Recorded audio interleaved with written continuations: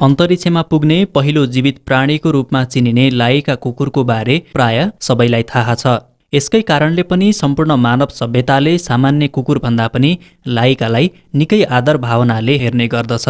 वास्तवमा लाइकाको बारेमा किताबका पानामा वर्णन तथा फोटोमा देखाउने गरिए पनि लाइकाको जीवन निकै सङ्घर्षपूर्ण तथा दुःखद मृत्यु भएको धेरैलाई जानकारी नरहेको हुन सक्छ। रसिया तथा अमेरिका बीच चलेको वर्षौं लामो शीत युद्धको क्रममा अन्तरिक्षमा को पहिलो हुने भन्ने प्रतिस्पर्धामा रसियाले लाइकालाई अन्तरिक्षमा पठाएको थियो। शीत युद्धको दौरानमा अमेरिका तथा रसिया अन्तरिक्षमा नयाँ प्रयोग गर्ने होडबाजीमा रहेका थिए। त्यस बेलासम्म मानवसहित रकेट अन्तरिक्षमा पठाउँदा हुन सक्ने दुर्घटनाको बारेमा खासै जानकारी नभएकोले प्रतिकूल अवस्था जाँच गर्नको लागि रसिया कुनै जनावरलाई अन्तरिक्षमा पठाउने निष्कर्षमा पुगेको थियो। त्यसअघि सोभियत स्पेस प्रोग्रामले संसारको पहिलो मानवरहित स्याटेलाइट स्पुतनिक 1 लाई अन्तरिक्षमा सफल प्रक्षेपण गरिसकेको थियो। यस सफलताले अति महत्त्वाकांक्षी बनेको स्पेस प्रोग्रामले तत्कालै थप ठूलो कार्य गरेर संसारलाई चकित बनाउन चाहन्थ्यो। यस प्रोग्राममा कार्यरत सदस्यहरूले कुकुरलाई अन्तरिक्षमा पठाउने निर्णय गरेका थिए। जीवित प्राणीलाई अन्तरिक्षमा पठाउने पहिलो मुलुक हुने लोभमा निर्णय निकै छिटो लिइयो। डिजाइन तथा निर्माण कार्यका लागि इन्जिनियरले जम्मा 4 हप्ताभन्दा कम समय पाएका थिए। त्यस यानको निर्माण कार्य यति छिटो बनाइएको थियो कि कुनै किसिमको ठोस परीक्षण समेत गरिएको थिएन। त्यस अन्तरिक्ष यानलाई स्पुतनिक 2 को नामाकरण गरिएको थियो। यस यानलाई एउटा कुकुर मात्र अट्ने आकारमा डिजाइन गरिएको थियो। यानमा अक्सिजन, एउटा कार्बन डाइअक्साइड अब्जर्बर, चिसो बनाउनको लागि पंखा, कुकुरको खाना खाने भाँडो तथा फोहोरलाई राख्ने सानो झोला मात्र रहेको थियो। कुकुरलाई राख्नको लागि सानो क्याबिनको डिजाइन गरिएको थियो जसमा दायाँ बायाँ समेत गर्न सकिँदैनथ्यो। स्पुतनिक उडान भर्नको लागि तयार भइसकेको थियो। अब उचित कुकुरको खोजी गर्न सुरु गरियो। सोभियतमा स्पेसक्राफ्टका इन्जिनियरहरूले धेरै भोक तथा तापमान खप्न सक्ने कुकुरको खोजीमा गल्लीका भुसिया कुकुर उचित हुने ठानेर खोजी सुरु गरे। यस जोखिमपूर्ण कामको लागि गल्लीमा घुमिरहेको कुकुर लाइकालाई छानियो। उनीहरूले छानेका 3 कुकुर मध्ये लाइका फरक किसिमको थियो। लाइका निकै शान्त स्वभाव, सिधा तथा आकर्षक पनि थियो। उसलाई समातेपछि तालिम दिन सुरु गरियो।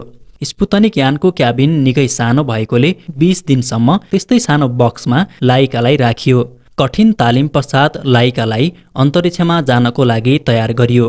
त्यो समय मानव सभ्यताको लागि ऐतिहासिक रहेको थियो भने लाइकाको लागि जीवनको अन्त्य। त्यस समय मान्छेले अन्तरिक्ष उडान भर्न सक्नेसम्म जानकारी रहेको थियो, तर कसरी सकुशल फर्किने भन्ने तरिकाको विकास गरिएको थिएन। यसको अर्थ सोभियत वैज्ञानिकहरूलाई पूर्ण रूपमा जानकारी थियो कि जीवित लाइका मृत अवस्थामा मात्र फर्किनेछ।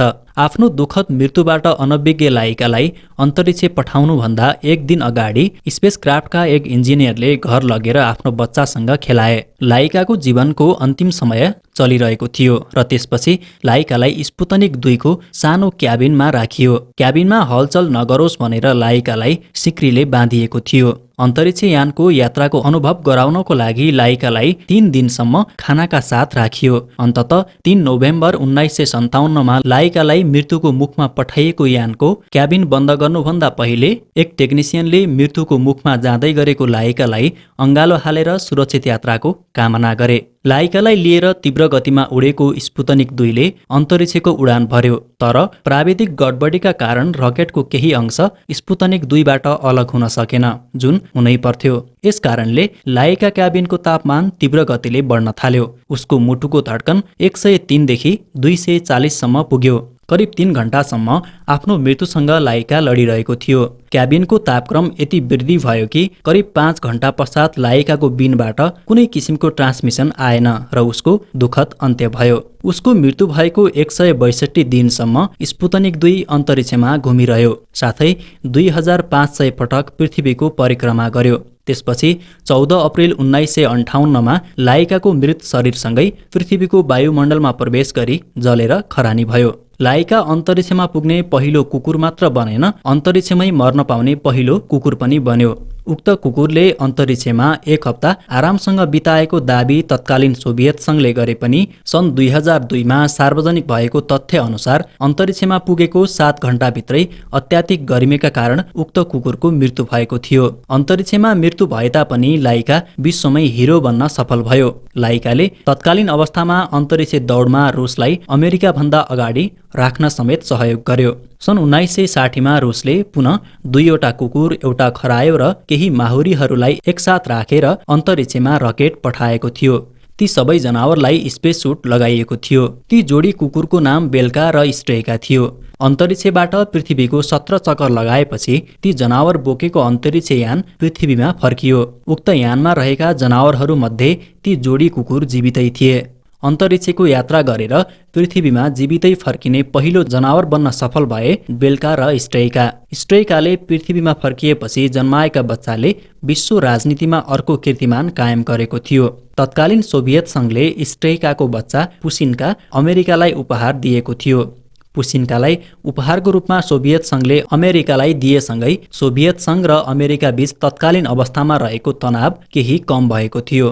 सन् 1963मा अमेरिकी राष्ट्रपति जोन एफ केनेडीको हत्यापछि व्हाइट हाउसमा रहेको उक्त कुकुर व्हाइट हाउसमा काम गर्ने एकजना मालीलाई जिम्मा दिइएको थियो।